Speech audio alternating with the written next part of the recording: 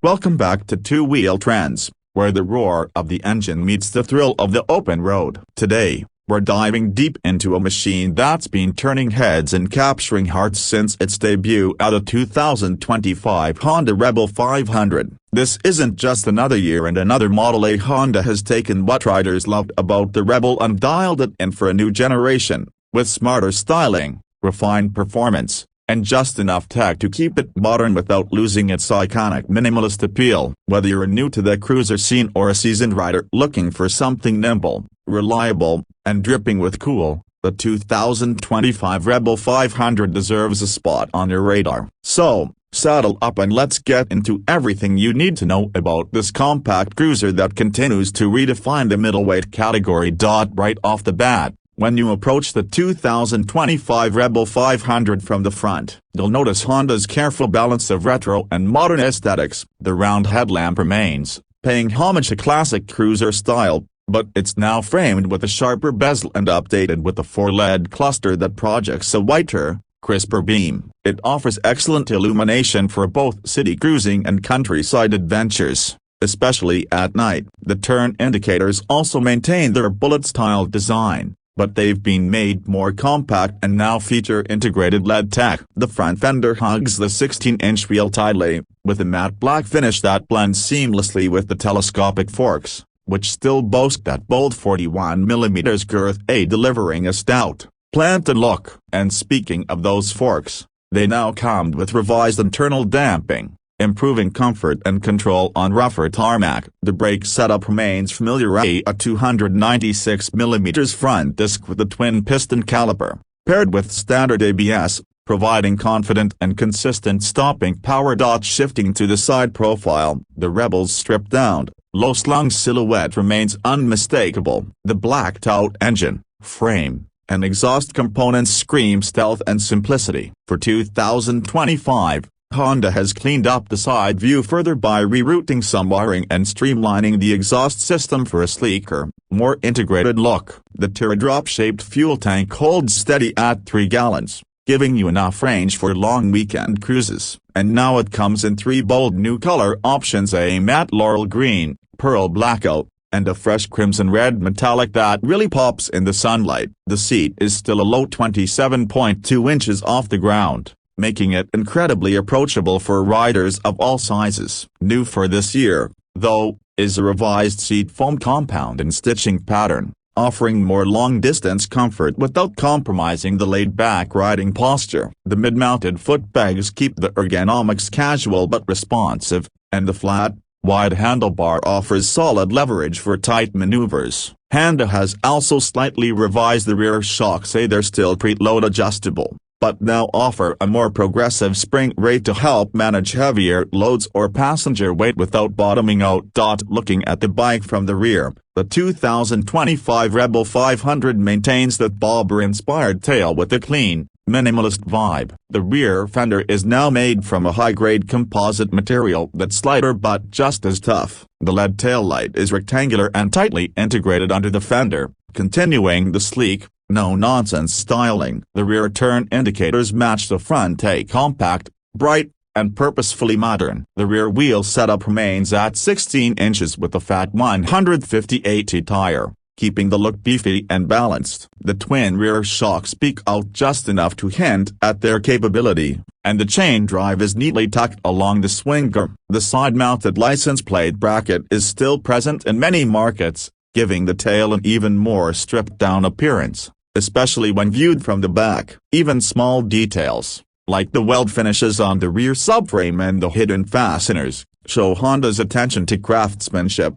Now, under that blacked-out frame lies the heart of the Rebel, a 471cc liquid-cooled, parallel twin engine that continues to prove why it's one of the most reliable and versatile motors in Honda's lineup. For 2025, the engine gets a slight refinement in its EQ mapping and intake tuning. This doesn't bump horsepower significantly. It still makes around 47 horsepower at 8,500 RPM and 43 Nm of torque at around 6,000 RPM. But what you do get is improved throttle response, especially in the low and mid-range. That's crucial for city riding, tight curves, and those moments when you need to overtake quickly. It's a dock design with a smooth 6-speed transmission and a slipper assist clutch that helps with downshifts and reduces lever effort. You can cruise all day at 70 miles per hour with barely a buzz from the bars or pegs, thanks to the inherent balance of the twin-cylinder layout and the counterbalancers. The fuel injection system continues to be spot on,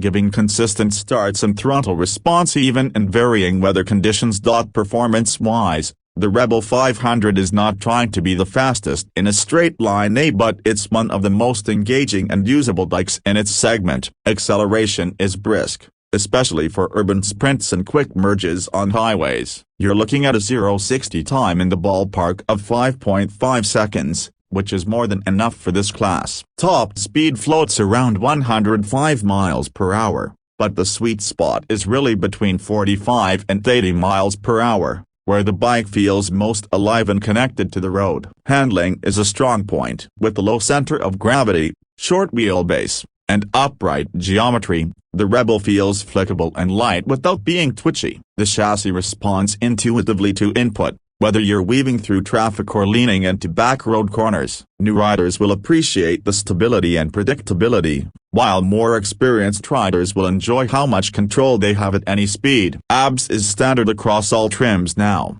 and the system is well tuned that intervenes smoothly when needed without being too intrusive. The tires, Dunlop or IRC depending on region, offer decent grip in dry and wet conditions, though some riders may want to upgrade for more aggressive rubber if they push the limits. Now let's talk about the tech and rider interface. Honda keeps the Rebel true to its minimalist core, but it's not stuck in the past. The LCD instrument panel is compact and easy to read with a new negative display that's clearer in direct sunlight. It shows speed, gear position, fuel level, trip meter, and clock. There's no navigation or Bluetooth connectivity baked in, but for riders who prefer analog vibes with just the essentials, it's perfect. You still get a small underseat storage compartment with a USB-C charging port, which is ideal for charging a phone or GPS while on the move. The switchgear is basic but tactile, and Honda has improved the feel of the turn signal and horn buttons for better usability with gloves. There's no ride-by-wire or selectable ride modes, and honestly, the Rebel doesn't need them. What it offers is pure, mechanical riding joy. When it comes to pricing, Honda has kept the Rebel 500 within reach for a wide variety of riders. For 2025, the base model starts at around $6,799 in the US, depending on region and dealer fees. That puts it squarely in the budget-friendly middleweight cruiser range, making it accessible to first-time buyers, commuters, and weekend warriors alike. Honda is also offering several optional packages this year, including the Touring Pack with the pillion seat, rear rack, and soft bags, and the Street Pack with bar and mirrors, fork gaiters, and a shorty front fender. There's also a wide array of OEM accessories like a Cafe Tilde copyright-style seat, upgraded LED lighting, and custom exhaust tips, allowing riders to personalize their Rebel without breaking T-Bank. Add in Honda's legendary reputation for build quality and resale value, and the 2025 Rebel 500 becomes one of the smartest buys in the middleweight category. So, after spending serious time with the 2025 Honda Rebel 500, what's the verdict? Simply put, it's a bike that knows exactly what it wants to be, and it executes that mission brilliantly. It's low, lean, approachable, and timelessly stylish. It's fun to ride whether you're commuting through the city, carving up back roads, or just enjoying a lazy weekend cruise. Honda didn't try to reinvent the wheel here. Instead, they polished an already great platform and made it even more refined, more comfortable, and more capable. The changes may seem subtle on paper, but on the road, they add up to a machine that feels more mature without losing any of its youthful spirit.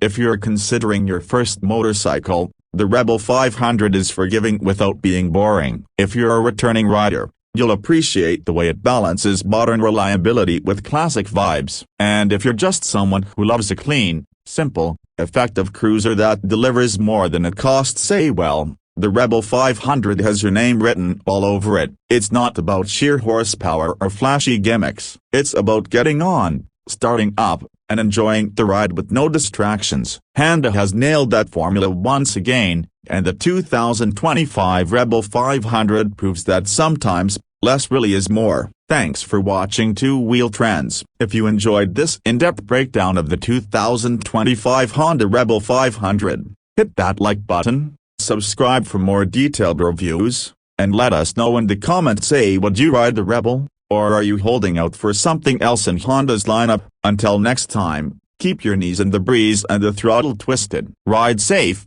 and we'll catch you in the next one.